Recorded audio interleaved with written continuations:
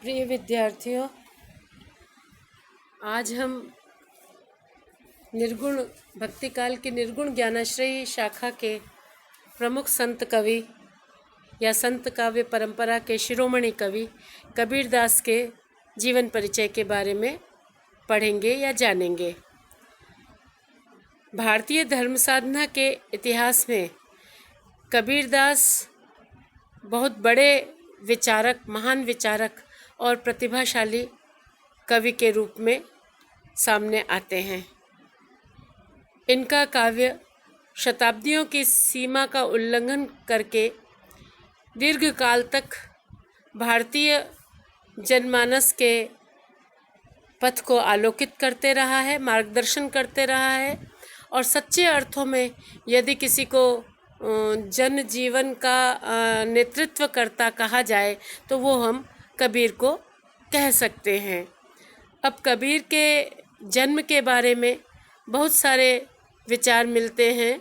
उनके आविर्भाव काल के निर्णय करने के लिए हमें जो सामग्री उपलब्ध होती है उसको 3 वर्गों में विभाजित किया जा सकता है। एक तो है अंतःसाक्ष्य।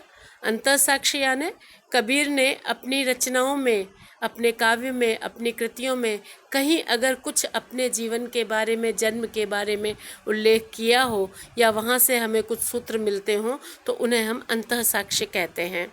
दूसरा है सांप्रदायिक सामग्री, यानी कबीर पंथ में कबीर का जन्म, कबीर का अवसान, कबीर का आविर्भाव कब माना जाता है, उनके सांप्रदायिक ग्रंथों में इसका विवरण हमें अगर मिल सकता है तो उसका हम परीक्षण करते हैं।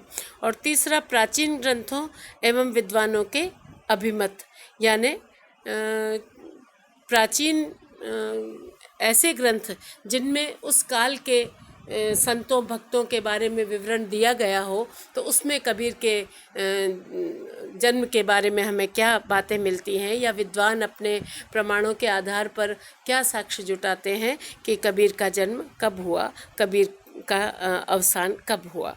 तो इस प्रकार से हम अगर इनको परीक्षण करते हुए चलें तो अंतःसाक्ष्य की दृष्टि से उन्होंने केवल 2 प्रसंगों, पहला प्रसंग तो ये कि काजी द्वारा हाथी चलवाना, हाथी के पैरों तले कुचलवाना, और दूसरा लोहे की जंजीरों से बंधवाकर गंगा में डुबोने के प्रयत्न का वर्णन किया है। कबीर ने इस तरह का वर्णन अपने काव्य में कुछ एक स्थानों पर किया है। और सिकंदर लोदी, जिसका समय था 1488 से 1517, तो सिकंदर लोदी के द्वारा किए गए अत्याचारों का जो वर्णन एक पुस्तक मिलती है कबीर परिचय, जिसके लेखक अनंत दास हैं, तो उसमें हमें मिलता है।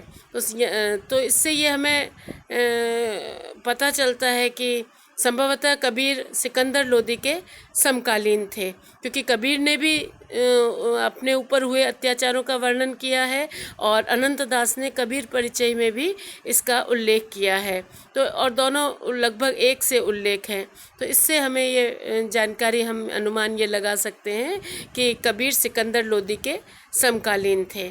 और दूसरा एक और कबीर की रचनाओं में अंतःसाक्ष्य मिलता है कबीर के द्वारा जयदेव और नामदेव की महत्ता का वर्णन, है ना। वे लिखते हैं, कबीरदास जी लिखते हैं, गुरु प्रसादी जयदेव नामा, भगति के प्रेमी इन्हीं है जाना, है ना। तो जयदेव और नामदेव का नाम लेते हैं बड़े सम्मान के साथ। और ये 12वीं 13वीं शताब्दी के ये संत थे। कालक्रम की दृष्टि से नामदेव आदिकाल में आते हैं, कबीर भक्तिकाल में आते हैं। तो इस तरह से इन दोनों संतों का उल्लेख इस बात का द्योतक हो जाता है कि कबीर का आविर्भाव 13वीं शताब्दी के अंत तथा 14वीं शताब्दी के आरंभ में हुआ है। इसी तरह नाभादास ने एक पुस्तक लिखी है भक्तमाल। इसमें उन्होंने 1585 में ये किताब लिखी गई। इसमें भी उन्होंने कबीर के जन्म को 1455 विक्रम संवत में बताया है।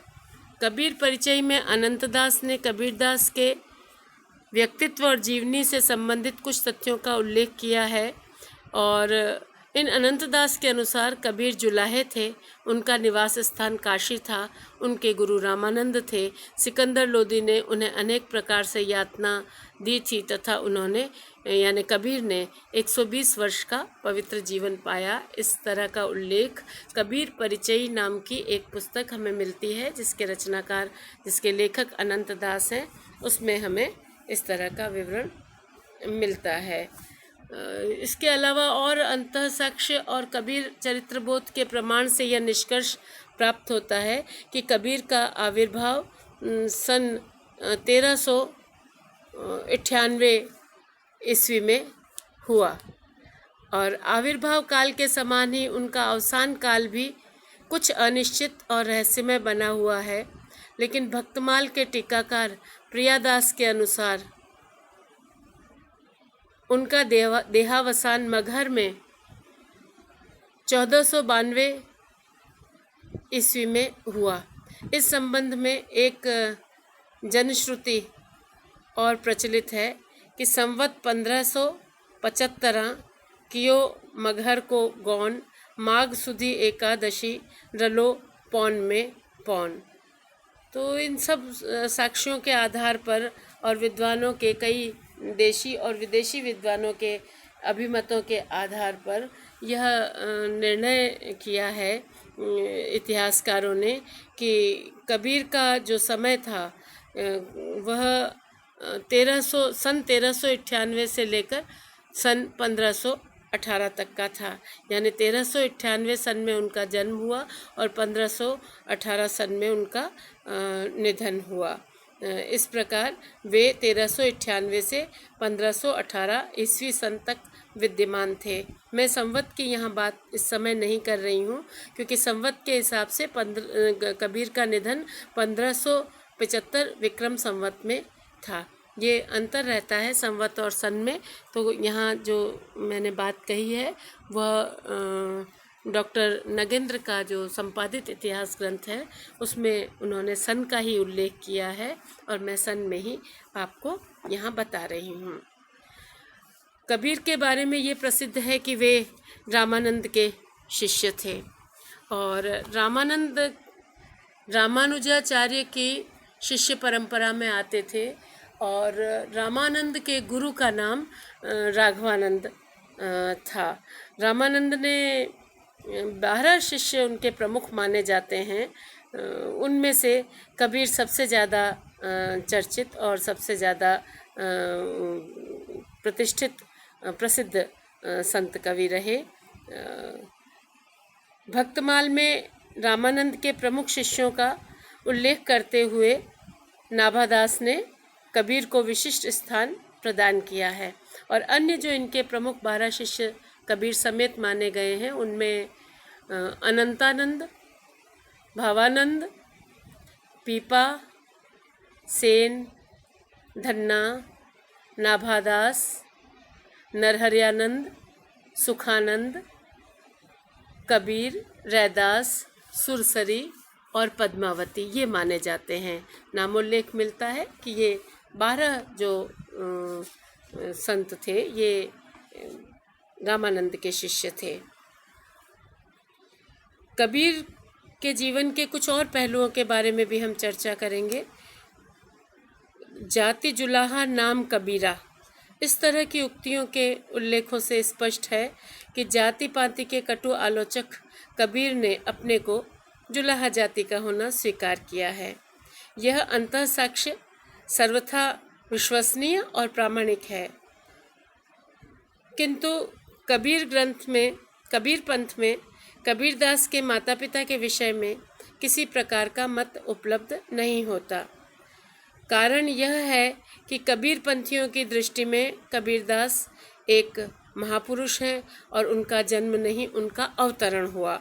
और किंवदंती है कि नीरू नामक जुलाहा और उसकी पत्नी नीमा ने बालक के रूप में विद्यमान कबीर को अपने घर लाकर पालन पोषण किया। इस प्रकार कबीर के माता पिता का नाम अज्ञात है, लेकिन इनके जो पालनकर्ता पोषणकर्ता नीरू और नीमा थे, उनका नाम की हमें जानकारी मिलती है। इस प्रकार जुलाहा परिवार में कबीर परिपालित हुए और उन्होंने अपने युग के शोषण और बंधनों को शिथिल करके सामाजिक जीवन का एक नया परिच्छेद, नया आयाम उद्घाटित किया। जनश्रुतियों में यह भी कहा जाता है कि कबीर गृहस्थ थे, इसीलिए कबीर को प्रवृत्ति मार्गी संत माना जाता है, निवृत्ति मार्गी संत नहीं माना जाता। कबीर ने गृह त्याग कर और आजीविका त्याग कर भिक्षान्न ग्रहण करने पर कभी बल नहीं दिया, बल्कि समाज में रहते हुए, सामाजिक जीवन जीते हुए समाज को एक श्रेष्ठ जीवन दर्शन देने का कबीर ने प्रयास किया। लेकिन जनश्रुतियों में यह प्रसिद्ध है कि कबीर की पत्नी का नाम लोई था। उनकी संतान के रूप में पुत्र कमाल और पुत्र कमाली का उल्लेख मिलता है। और जहाँ तक विद्या अध्ययन के बारे में देखा जाए तो यह उक्ति मिलती है कि मसी कागज छुयो नहीं, कलम गयो नहीं हाथ, यानी यह निर्विवाद रूप से तय है कि उन्होंने किसी ग्रंथ को लिपिबद्ध नहीं किया। वे बहुत अधिक लिखे पढ़े भी नहीं थे। उनके शिष्यों प्रशिष्यों ने उनके लेखन को बाद में लिपिबद्ध किया। इसी तरह हम ये देख सकते हैं कि कबीर जो हैं वो अपने समय के एक जीवन के बहुत निकट के कवि हैं, है ना। वे संसार को खुली आंखों से देखते हैं और उसकी विसंगतियों, असंगतियों, विद्रूपताओं का खुलकर विरोध करते हैं।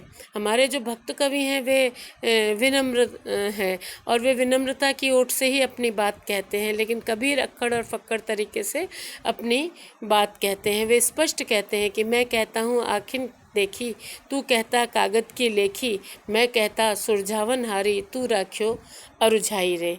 तो हम कह सकते हैं कि वे जन्म से तो विद्रोही थे, प्रकृति से समाज सुधारक थे, सामाजिक कारणों से प्रेरित होकर वे धर्म सुधारक भी थे, प्रगतिशील दार्शनिक थे और आवश्यकतानुसार वे कवि भी थे। उनके व्यक्तित्व का पूरा पूरा प्रतिबिंब उनके साहित्य में हमें विद्यमान मिलता है। व्यक्तित्व की दृष्टि से कबीर परम संतोषी, उदार, स्वतंत्र चेता, निर्भीक, सत्यवादी, अहिंसा के अनुगामी, सत्य और प्रेम के समर्थक, सात्विक प्रवृत्ति के संत, बाह्य आडंबर विरोधी और क्रांतिकारी सुधारक थे। इसके साथ ही वे मस्त मौला, लापरवाह और फक्कड़ फकीर भी थे। वे जन्मजात विद्रोही थे और उनमें एक अदम्य साहस और अखंड आत्मविश्वास था। वे प्रखर प्रतिभा तथा विलक्षण अथक सशक्त व्यक्तित्व से संपन्न थे। सिकंदर लोदी के अत्याचारों के सामने भी वे झुके नहीं और हिंदू और मुसलमानों के प्रबल रोष ने उन्हें तनिक भी विचलित नहीं किया, है ना। कोई भी जहाँ कहीं भी किसी भी धर्म में वे आडंबर देखते थे, वे कथनी और करनी में अंतर देखते थे, तो वहाँ उसका वे डटकर विरोध करते थे। संभवतः कबीर के ऐसे ही व्यक्तित्व के बारे में देखकर आचार्य हजारी प्रसाद द्विवेदी ने लिखा है, एक किताब लिखी है आचार्य हजारी प्रसाद द्विवेदी ने, कबीर, है ना, इसी टाइटल से, और उसमें उन्होंने कबीर का समग्र विवेचन, विश्लेषण, अध्ययन, शोध किया है।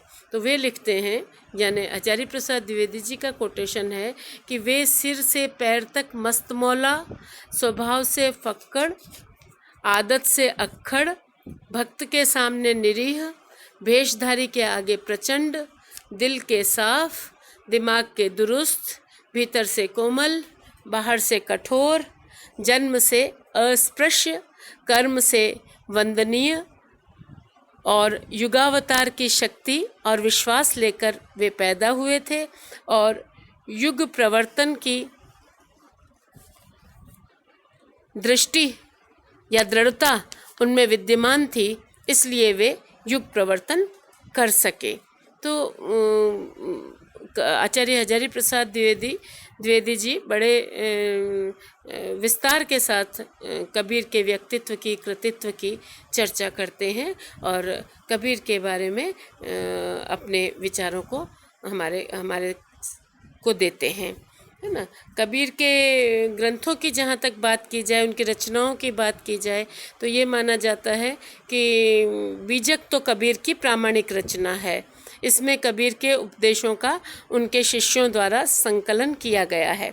बीजक के 3 भाग हैं, साखी, सबद और रमैनी, है ना। साखी यानी कबीर की जो अनुभूतियाँ थी, ब्रह्म की खोज में जो उन्हें अनुभव हुआ था, उसके वो वचन उन्होंने साक्षी भाव से, दृष्टा भाव से इनमें साखियों में व्यक्त किए हैं। साखी माने प्रमाण, साखियाँ प्रमाण है इस बात का कि वे ब्रह्म के आराधक हैं, उपासक हैं और अनुभूत सत्य को लिख रहे हैं। और साखियों का जो छंद है वो दोहा ही छंद उसमें रची गई हैं। और दूसरा वह सबद के अंतर्गत कबीर ने पदों की रचना की है। और साखियों में तो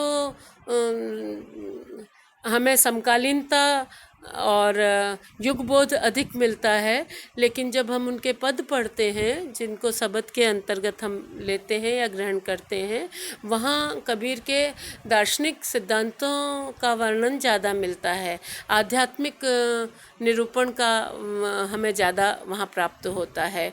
जितना पाखंड विखंडन, जितना वर्णन उन्होंने अपने युग बोध का, अपने युग के यथार्थ का, हम कहें युग की सच्चाई का साखियों में किया है, उतना हमें पदों में नहीं मिलता। वहाँ कबीर का जो दार्शनिक व्यक्तित्व है वो हमें मिलता है और उलट बांसियाँ, सांग रूपक, इनके माध्यम से अनुभूतियों की और साधना पंथ की बातों का निरूपण मिलता है। और तीसरा जो बीजक का भाग है रमैनी, इसमें चौपाई शैली में कबीर ने चौपाई छंद में अपनी अनुभूतियों की रचना की है, काव्य की रचना की है। और कई विद्वानों ने कबीर के ग्रंथों की संख्या ज़्यादा भी मानी है। कुछ कहते हैं कि 57 या 61 ग्रंथ कबीर के द्वारा रचे गए हैं। उनमें से उग्र गीता, निर्भय ज्ञान, शब्दावली, रेखता और अनेक अनुराग सार, इसी प्रकार अनेक किताबों का नाम हमें इतिहास ग्रंथों में मिलता है। लेकिन इनके बारे में प्रामाणिक रूप से कुछ नहीं कहा जा सकता कि कबीर ने ही इनकी रचना की है या परवर्ती संत कवियों ने अपने ढंग से रचनाएं लिखकर या उन पर कबीर की छाप लगाकर कबीर के काव्य को बढ़ाया या घटाया है ना। कबीर ने मुक्तक लिखा था और कबीर की शैली के अनुरूप मुक्तक लिखकर अनेक संतों ने, परवर्ती संतों ने अपनी रचनाओं को कबीर के नाम से ही प्रसारित किया। कबीर के नाम पर तो ये कह नहीं सकते कि ये सारी कृतियाँ कबीर की रची हुई हैं, लेकिन बीजक कबीर की प्रामाणिक रचना कही जाती है। तो इस प्रकार कबीर तो क्या है, गायन शैली में और लोक गायन शैली में भी हमें बहुत विस्तार से मिलते हैं। लोक में कबीर रमे हुए हैं या लोक कबीर में रमा हुआ है, लेकिन फिर कहेंगे कि कबीर के प्रामाणिक पद हमें बीजक में ही मिलते हैं, है ना। इसके अलावा हम कबीर के व्यक्तित्व पर दृष्टि डालें तो हमें यह भी मिलता है कि हम दोबारा हजारी प्रसाद द्विवेदी जी का कोट यहाँ लेंगे कि कबीर ऐसे ही मिलन बिंदु पर खड़े थे जहाँ एक ओर हिंदुत्व निकल जाता है और दूसरी ओर मुसलमानत्व, जहाँ एक ओर ज्ञान निकल जाता है और दूसरी ओर अशिक्षा, जहाँ पर एक ओर भक्ति मार्ग निकल जाता है और दूसरी ओर योग मार्ग, जहाँ से एक ओर निर्गुण भावना निकल जाती है और दूसरी ओर सगुण साधना। उसी प्रशस्त चौराहे पर वे खड़े थे। वे दोनों ओर देख सकते थे और परस्पर विरुद्ध दिशा में गए हुए मार्गों के दोष गुण उन्हें स्पष्ट दिखाई दे रहे थे। कबीर का भगवत दत्त सौभाग्य था, उन्होंने इसका खूब उपयोग भी किया। हजारी प्रसाद द्विवेदी जी के कहने का तात्पर्य यह है कि कबीर किसी भी विचारधारा में बंधे नहीं, रुके नहीं, है ना। उन्होंने जैसे चौराहे पर खड़े हुए व्यक्ति को चारों मार्ग स्पष्ट दिखाई देते हैं, उसी तरह कबीर को भी अपने समय की अच्छाई बुराई सब उन्हें स्पष्ट दिख रही थी। उसमें से उन्होंने अच्छाई को ग्रहण किया और जहाँ कहीं भी उन्हें आडंबर लगा, जहाँ कहीं भी उन्हें पाखंड लगा, उसका उन्होंने विरोध किया। जहाँ कहीं भी उन्हें समाज में ऊंच नीच की भावना महसूस हुई, उसको उन्होंने अपने काव्य के माध्यम से दूर करने की कोशिश की। और जाति पाति पूछे नहीं कोई, हरि को भजे सो हरि को होई, इस तरह का कबीर का काव्य हमें मिलता है। कबीर के विचार हमें उनके काव्य में ज्ञात होते हैं, है ना। कबीर के अप्रतिम व्यक्तित्व के समान इनके काव्य का जो ये विलक्षण प्रभाव रहा, लोक जागरण में जो कबीर ने योगदान दिया, उसको आचार्य शुक्ल भी स्वीकार करते हैं। और वे कहते हैं, आचार्य रामचंद्र शुक्ल, वे कहते हैं कि भाषा बहुत परिष्कृत और परिमार्जित न होने पर भी कबीर की उक्तियों में कहीं कहीं विलक्षण प्रभाव और चमत्कार है। कबीर हमें दो रूप कबीर के मिल जाते हैं। एक तो उनका जो रूप है वो हमें मिलता है कि रचनात्मक हैं कबीर, और दूसरा रूप उन्हें हमें मिलता है कि वो आलोचनात्मक हैं, है ना। रचनात्मक विषयों में जहाँ कबीर सतगुरु की महिमा का गायन करते हैं, नाम जपने की बात कहते हैं, विश्वास, ईश्वर में विश्वास की बात करते हैं, धैर्य, दया, उदारता की बात करते हैं, क्षमा, संतोष की बात करते हैं, इन सब विषयों पर कबीर जब व्यवहारिक शैली में अपने भाव व्यक्त करते हैं तो हमें उनका रचनात्मक स्वरूप, सृजनात्मक स्वरूप दिखाई देता है। जब वे कहते हैं कि यह तो घर है प्रेम का, खाला का घर नाही, शीस उतारे भूमि धरे तब बैठे घर माही। तो इस प्रकार निरहंकार व्यक्तित्व से और अद्वैत की भावना से जीव मात्र के प्रति प्रेम की बात जब कबीर करते हैं तो वहाँ वे रचनात्मक स्वरूप उनका हमें दिखाई देता है। और दूसरी तरफ उनमें आलोचनात्मक प्रतिभा भी थी, यानी वे मानव की हीनताओं का दिग्दर्शन भी उसको करवाते थे और आलोचना खंडन के माध्यम से, है ना, खंडन के माध्यम से वे अपनी बात का मंडन भी करते थे, अपनी बात कहते भी थे। तो वे आलोचक, सुधारक या पथ प्रदर्शक और समन्वयकर्ता, है ना। समाज में जो भिन्न भिन्न तरह के विचारधाराएं हैं, धर्म हैं, दर्शन हैं समाज में, उसमें सबके बीच कबीर एकता स्थापित करना चाहते थे और एक मानवतावादी दर्शन उन्होंने प्रदान किया था। तो इस रूप में जब कबीर दृष्टिगत होते हैं तो फिर वे आलोचनात्मक भी हो जाते हैं। और इसमें वे चेतावनी का अंग, कुसंग, माया, मन, भेष को अंग, तो इस तरह से कथनी और करनी के अंतर के बारे में चर्चा करते हैं। तो यहाँ पर वे आलोचनात्मक हो जाते हैं। तो इस तरह से कबीर के व्यक्तित्व में अनेक व्यक्तित्व समाये हुए हैं ऐसे, जो कबीर को पूर्ण करते हैं, कबीर के व्यक्तित्व को और अधिक विस्तार देते हैं, कबीर के व्यक्तित्व को और अधिक श्रेष्ठ बनाते हैं। और व्यक्तित्व ही नहीं, उनके कवित्व को भी, क्योंकि व्यक्तित्व कवित्व के माध्यम से ही हमारे सामने आता है। इसीलिए जो मैं फिर आचार्य हजारी प्रसाद द्विवेदी जी के शब्दों को आपके सामने रखूंगी कि वे लिखते हैं, आचार्य हजारी प्रसाद द्विवेदी, कि हिंदी साहित्य के 1000 वर्षों में, दोबारा सुनिए इसे, कि हिंदी साहित्य के 1000 वर्षों के इतिहास में कबीर जैसा व्यक्तित्व लेकर कोई लेखक उत्पन्न नहीं हुआ। बहुत बड़ी बात यह हजारी प्रसाद द्विवेदी कहते हैं कि हिंदी साहित्य के 1000 वर्षों में कबीर जैसा व्यक्तित्व लेकर कोई लेखक उत्पन्न नहीं हुआ। महिमा में यह व्यक्तित्व केवल एक ही प्रतिद्वंदी जानता है और वो हैं तुलसीदास। तुलसीदास भी अपने युग के बड़े लोकनायक हैं, बड़े कवि हैं, बड़े समन्वयवादी हैं, जन जागरण के प्रेरक हैं। और इसी तरह कबीर ने भी, आचार्य हजारी प्रसाद द्विवेदी तो भक्ति काल को लोक जागरण काल ही कहकर पुकारते हैं, तो कबीर ने लोक जागरण का और तुलसीदास जी ने भी लोक जागरण का बड़ा कार्य किया।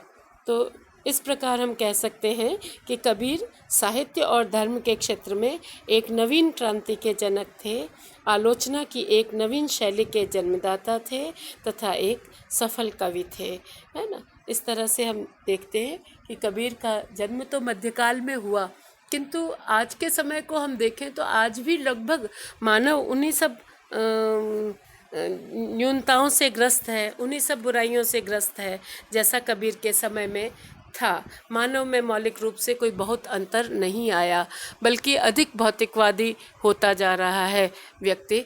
और इस तरह से देखते हैं कि धर्म में भी पाखंड, और धर्म तो अब रह नहीं गया, केवल प्रचार और प्रसार रह गया है। तो इस तरह के जो धर्म का जो स्वरूप आज हो गया है, प्रचारक प्रसारक स्वरूप, या दूसरा जो हम देखते हैं कि युग का जो यथार्थ है, या मानव की जो आज के समय में मानव का व्यक्तित्व जो भौतिकवाद की तरफ बढ़ता जा रहा है, तो ऐसे समय में हमें कबीर और अधिक याद आते हैं, और लगता है कि काल का अंतर कहीं रह ही नहीं गया। जैसा समय कबीर का तब था और कबीर ने जो लिखा था उस समय में, वो आज भी उतना ही अधिक आज के लिए भी उपयुक्त लगता है, और इसीलिए कबीर हमें प्रासंगिक लगते हैं। कबीर कभी भी अप्रासंगिक नहीं हुए, क्योंकि धर्म के स्थूल रूप को कबीर ने लिया ही नहीं, और मानसिक धर्म के मानसिक स्वरूप या मानवतावादी स्वरूप की तो आज भी आवश्यकता है, आचरण की शुद्धता की आज भी आवश्यकता है, बुराइयों से बचने की आज भी आवश्यकता है। तो कबीर तो अपने समय में भी एक बड़े कवि थे, और आज के समय में भी वे प्रासंगिक हैं। और इसीलिए कबीर का काव्य जब आप पढ़ते हैं बच्चों, तो आपको बहुत ज़्यादा विचार करने की ज़रूरत नहीं पड़ती कि ये कब लिखा गया, मध्यकाल में लिखा गया, आज यह तार्किक है या नहीं। जबकि कबीर सदैव तार्किक है, और तार्किक होने के कारण ही वे अपनी जो बात है वो बड़े प्रभाव के साथ कहते हैं, बड़े दृढ़ता के साथ कहते हैं, और सच्चाई के साथ कहते हैं। तो कबीर का काव्य सच का काव्य है, कबीर का काव्य आंतरिक साधना का काव्य है, और कबीर का व्यक्तित्व निश्चित रूप से अक्खड़ और फक्कड़ रहा होगा जब वे लिखते हैं कि हमन है इश्क मस्ताना, हमन को होशियारी क्या रहे आज़ाद या जग में, हमन दुनिया से यारी क्या। तो ये गज़ल का जो पूर्व रूप गज़लकार जो हैं आज के, वो भी कबीर से जोड़ते हैं। तो अनेक प्रकार के छंदों में उन्होंने लिखा, अनेक प्रकार की शैली से लिखा, लेकिन जो उनका जो कथ्य पर ही अधिक बल था, अनुभूति पर अधिक बल था, प्रतिपाद्य पर अधिक बल था, समाज को सुधारने पर अधिक बल था। और चूँकि कविता में कही हुई बात लंबे समय तक कायम रह सकती है, याद रह सकती है, और परंपरा में भी उसे आगे बढ़ाया जा सकता है सरलता से, तो इसलिए कबीर ने कविता में अपनी बात कही, वरना वे अपनी आध्यात्मिक साधना के मार्ग पर ही चल रहे थे। जब वे लिखते हैं कि तुम जिन जानो गीत है यहु निज ब्रह्म विचार, केवल कही समझाइया आत्म साधन सार। तो इस तरह कबीर के जीवन परिचय को हम देख पाते हैं, एक लोक नायक के रूप में, जन जागरणकर्ता, नेतृत्वकर्ता के रूप में, और साथ ही एक बड़े कवि के रूप में भी। धन्यवाद।